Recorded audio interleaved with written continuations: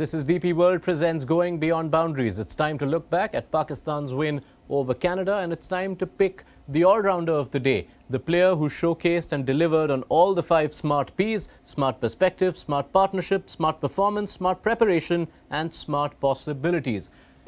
Playing the selector's role this time around is Uruj Mumtaz, who gets to reflect on Pakistan's first win of this T20 World Cup campaign. Uruj, no conventional all-round performances. No one really had to contribute to 2 suits. But Mohammad Rizwan, a contender, given the kind of day he had? Yeah, you'd imagine so, because first behind with the gloves, especially that tricky catch where the spider cables were in question, that sky to dismiss Saad bin Zafar, and the other one as well to dismiss the Canadian keeper. I think those were important behind the stumps. I think Pakistan's catching generally always a question, so that was good. And then obviously with the bat as well to score 53 unbeaten, to take the side home in a much needed victory where that was important. So you could probably throw up Amir with the ball, but like you said, I think if you involve the 2 suits, the keeper for Pakistan comes out on top.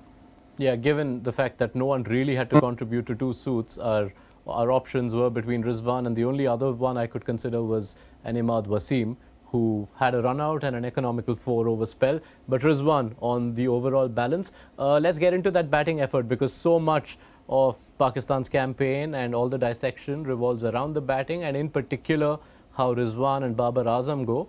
The strike rate was always going to be out of the picture because it was important to get the job done in a less than a run a ball chase. How do you assess the way Rizwan batted through this chase?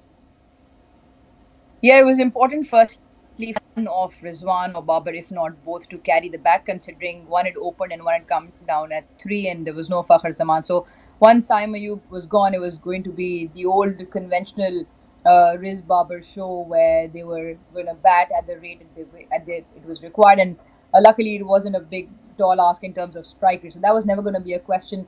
It did become a question slightly later on as to how quickly they can finish the game to keep that net run rate, to give the net run rate a bit of a positive upward boost. But it was a tricky service, and because Pakistan, probably barring in the 11 that they played today, Usman and Fakhar out and out, strong strikers of the ball, it was always going to be difficult. And this, we saw Rizwan struggle when trying to hit the ball hard because of the tricky surface. But it was important that they kept nudging the singles ones into twos. They had to run hard between the wickets because of the slowish nature of the outfield as well, where ground shots, which on other quicker ground outfields would have gone the distance for boundaries. So that was important. I think a runner ball, a 53 in the end, kept his cool, kept his calm. In that also you could see certain times where he was getting slightly frustrated up the ante. But I think 15 balls short of the 20 overs will also probably help that net run rate. They do climb up the points table, get their first points, and Mohammad Rizwan with 53 unbeaten off 53 balls played a vital hand in that. Thank you so much, Uruj Mumtaz, for your time. Mohammad Rizwan is the winner. This was DP World presents Going Beyond Boundaries.